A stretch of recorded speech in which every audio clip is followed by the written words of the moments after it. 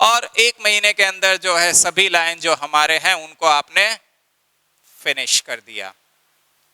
उसके साथ आपने फोटो खिंचवाया, आपके डिफरेंट डिफरेंट बुक्स में, रिकॉर्ड में नाम आएगा। You will become famous, you will earn money, no doubt.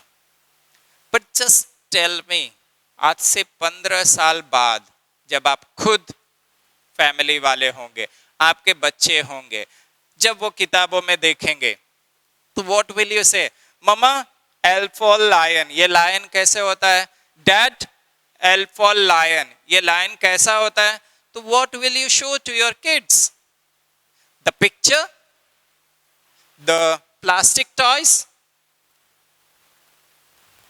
But lion का क्लियर कंसेप्ट आपको अगर दिखाना होगा एशियाटिक लायन का, तो when you will take them to Sasan Gir, there they will enjoy the beauty, the gorgeous lion.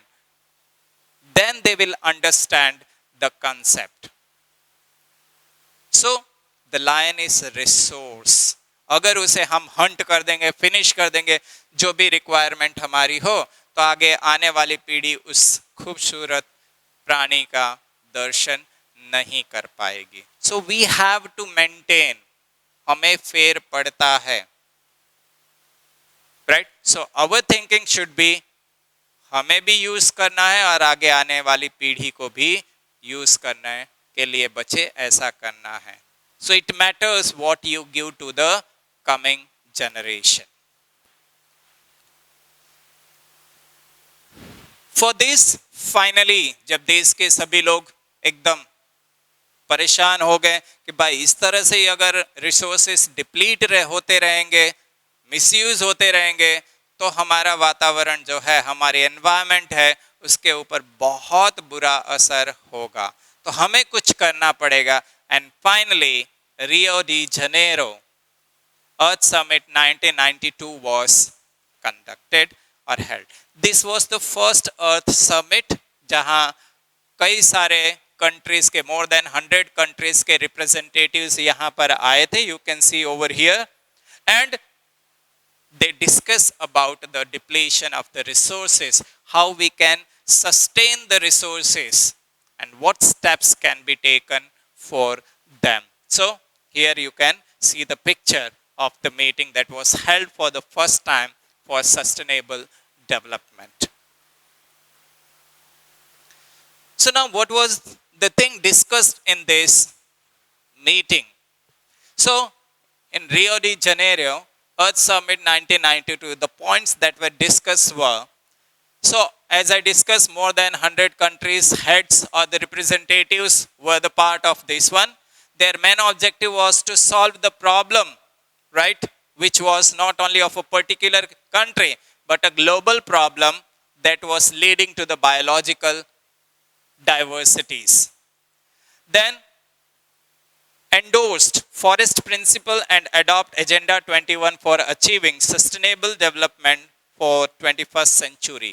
तो इनका objective था कि ये जो मिसयूज हो रहा है उसे रोकना है, ताकि आगे वाली पीढ़ी भी उसका इस्तेमाल कर सके और ये जो ग्लोबल बदलाव आ रहा है वो भी ना हो, नेचर जैसा है वैसा ही चले और ये जो हमारी बायोलॉजिकल डाइवर्सिटी है वो बनी रहे, खूबसूरत ही रहे, उसका नष्ट ना हो। और साथ ही साथ उन्होंने फॉरेस्ट प्रिंसिपल यानी हमें ग्रीनरी फैलाना है कि हर एक कंट्री में जो है, actually it's 33% as per, but बने उतना ज़्यादा से ज़्यादा परसेंटेज ऑफ फॉरेस्ट हमारी कंट्री में होना चाहिए, जिससे इकोलॉजिकल बैलेंस जो है वो बना रहेगा। और साथ ही साथ एजेंडा 21 अपनाया। So these are the few steps that were discussed in Rio de Janeiro earth summit 1992. Under Agenda 21, it's just you can say a law जिसके नीचे हमें बहुत सारे छोटे छोटे नियम बनाने होते हैं जिससे नेचर को या हमारे रिसोर्स को प्रॉब्लम ना पड़े। And even it is said कि ये तो ग्राउंड लेवल तक हमारे घर में भी इवन एजेंडा 21 होना चाहिए। लेट्स टेक एग्जांपल कि हमारे घर के ही जो रिसोर्स है, लेट्स टेक मनी ओनली, तो मनी को कैसे यूटिलाइज करना है उसकी प्लानिंग होनी चाहिए। आपके पेरेंट्स आपको पैसा देते हैं, no doubt, they never deny, they are earning for you. But when you spend the money, you should understand the value of the money. कहाँ खर्च किया, क्या उसकी जरूरत है, ये सब आपको जानना बहुत जरूरी है, राइट? हमारे घर में लाइट, फैन, एसी सब कुछ है. So if we are right now कोविड-19 चल रहा है, तो when your classes are there, you are sitting all alone in your room, that's fine. But when it is not, it is advisable that we sit in the drawing room, in the hall, where one or two fan is on and less electricity is consumed. But everyone in their room sitting with the mobile TV or whatever the gadget we are using, the energy consumption increases. It means we are misusing the resource. So that should not. So that's what the agenda 21 says, कि छोटे छोटे हमारे नियम बनने चाहिए even at the home level also, and these small things makes a vast difference, as I discussed previously about the saving that our mother does. Next, another question comes, कि India is rich in many resources, as we can see, but even at the same time it is deficit in certain resources also. India is rich in certain types of resources but deficient in some other resources. Support the answer with an example or with example.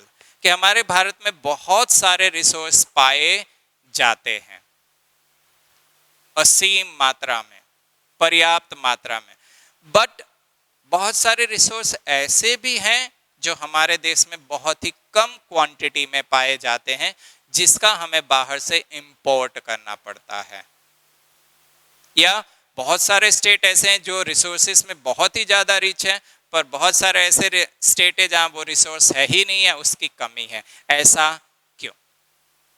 तो yes, the statement is absolutely correct कि India is rich in certain resource and lacking in certain resource.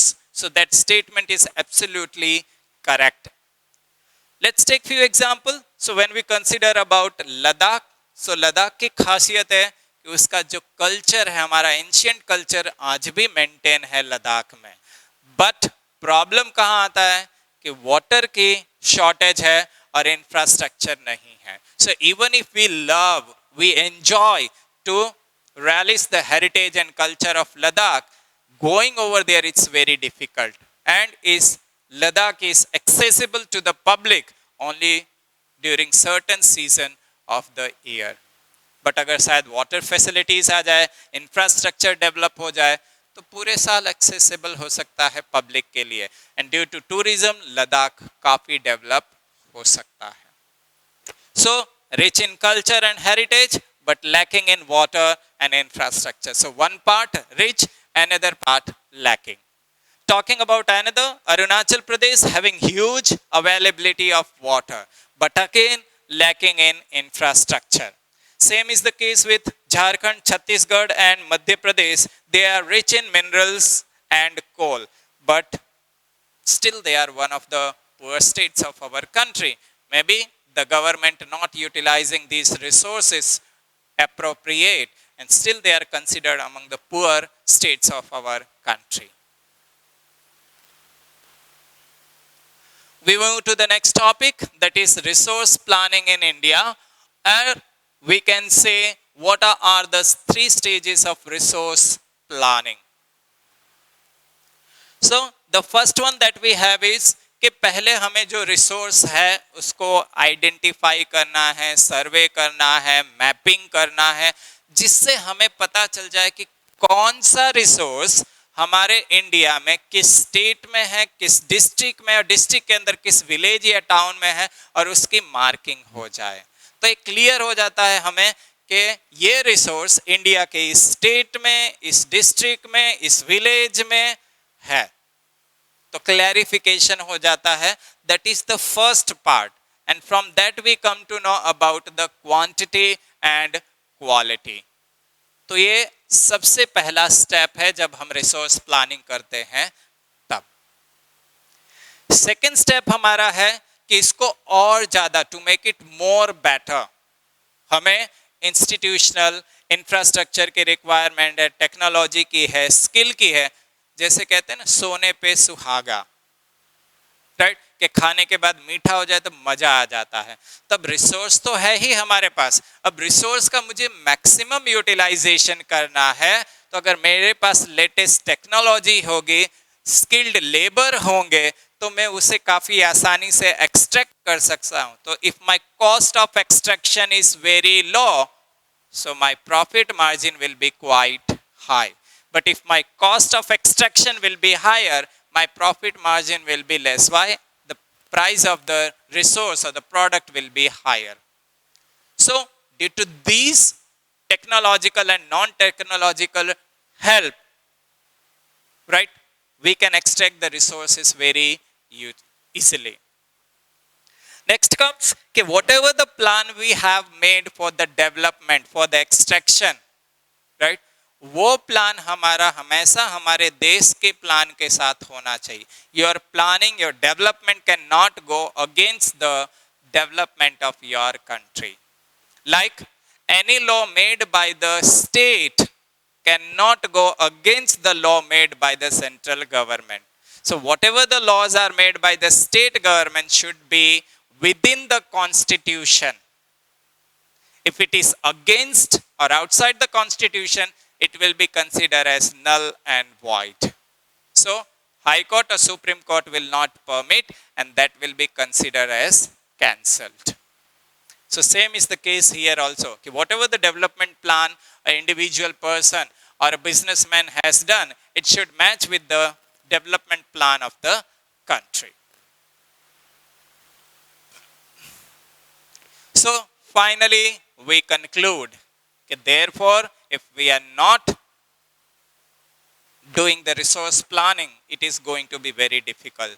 So it means we need to conserve these resources. हमें इन resources को conserve करने की जरूरत है। कैसे? So if over exploitation can cause serious damage to their existing environment, तो अगर इस तरह ही हमारा ओवर यूटिलाइजेशन और रिसोर्स को यूज करने का तरीका चलता रहा, तो ये हमारे वातावरण को काफी नुकसान पहुंचाने वाला है। अगर हम कंजर्व करते हैं तो क्या होगा? Help in reducing the problem faced by improper exploitation of renewable resource. अगर हम रिसोर्स प्लानिंग करते हैं तो फिर हमारे लिए ये बेहतर है, जिससे जो रिन्यूएबल रिसोर्स है उसे हम काफी अच्छी तरह इस्तेमाल कर सकते हैं। Maintenance need and aspiration of the present generation and the future. अगर हम अच्छी तरह इसका यूटिलाइजेशन करेंगे, हम इसे बचा के रखेंगे, तो हमारा भी होगा और आगे आने वाली पीढ़ी का भी, दोनों का डेवलपमेंट होगा। ये कब होगा? जब हम रिसोर्स को कंजर्व करेंगे तभी। और अगर हम रिसोर्स को कंजर्व नहीं कर रहे हैं, वी आर यूटिलाइजिंग हैपोजेटली, तो हमारा तो भला हो जाएगा, पर क्या आगे आने वाली पीढ़ी का होगा? जैसे मैंने आपको एग्जाम्पल लायन का दिया था, या दूसरा अभी हम पेट्रोलियम का ही ले लें कि numbers of automobiles are increasing, every family, every member individual vehicle is there. Even for short distance of say 1 kilometer, we are taking our two-wheeler. If this continues, maybe before the predicted year, we will have the acute shortage of the petroleum. So it is advisable कि हम short distance के लिए या तो हम walking करें, जो हमारी बॉडी के लिए एक प्रकार का एक्सरसाइज हो जाएगा, या तो साइकिलिंग करें, तो अगेन हम पेट्रोलियम बचा रहे हैं, या फिर हम ई साइकिल या सोलर साइकिल या बाइक का इस्तेमाल करें, तो इससे हम पेट्रोलियम को लंबे समय तक बचा सकते हैं। तो जो शायद 1945 में शॉर्टेज आएगी, वो शायद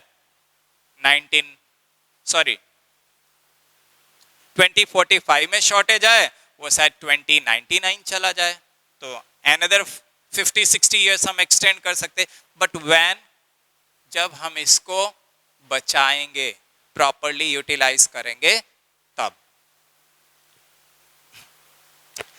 to manage the ecosystem of the world, अगर हमें हमारे इकोसिस्टम को बचाना है तो रिसोर्स को अच्छी तरह इस्तेमाल करना पड़ेगा, उसे बचाना पड़ेगा, वरना इम्बैलेंस हो जाएगा हमारे रिसोर्स में, और ये हमारे लिए अच्छा नहीं है। हैं, जिससे ग्लोबल वार्मिंग होगा, फ्लड होगा, ड्रॉट होगा, फेमाइन होगा, और इन सभी से ह्यूमन लॉस सबसे ज़्यादा होगा.